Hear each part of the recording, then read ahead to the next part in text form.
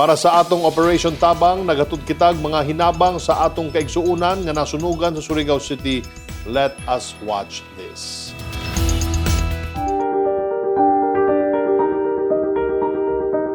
Niadtong January 9, 2021, kapin sa 80 ka panimalay ang nasunog sa Baybay, Magallanes, Barangay Washington sa siyudad sa Surigao. Anaa sa kapin 300 ka individual ang dili lamang balay ang nawala nila, bisan ang ilang panginabuhian ug kabtangan.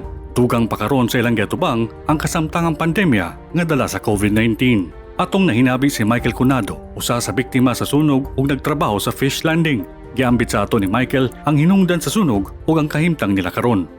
Mayon lang sa tanan. Ako si Michael Cunado. Taga Baybay, Magallanes.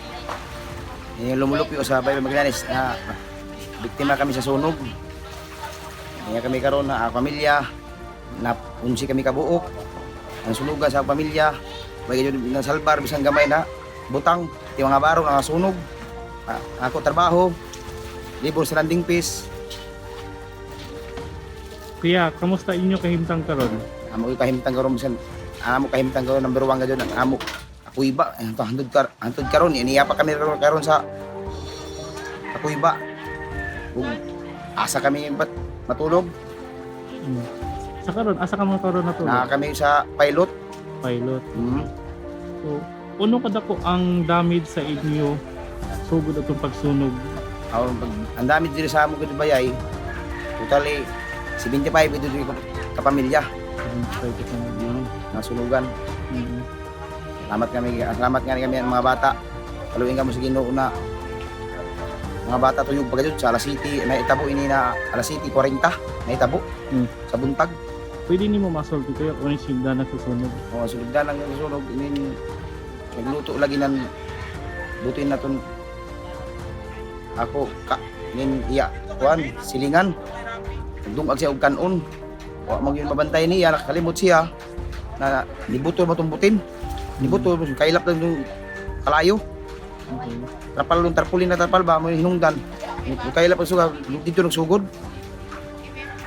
Jaga-jaga ng mga tao, hindi yun matabang na namo kay di baga na mo yung kayado. Iaway ng kayado ba? Hindi nagyud. Kaya mo katabang sunog, nagtabok-tabok na sunog.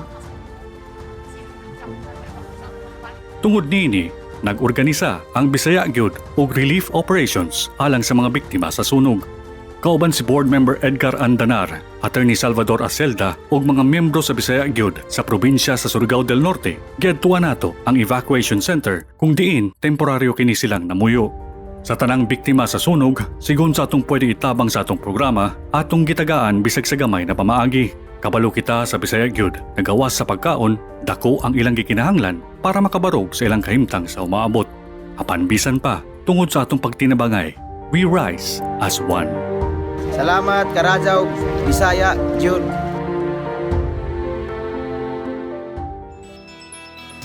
Sa mga pamilya na atong natabangan, mga biktima sa sunog sa Surigao City, we pray for your quick recovery. Busa, magtinabangay ta. Kinsa pa may magtinabangay kung dili kita-kita na po nga Bisaya Gyud. Laban lang.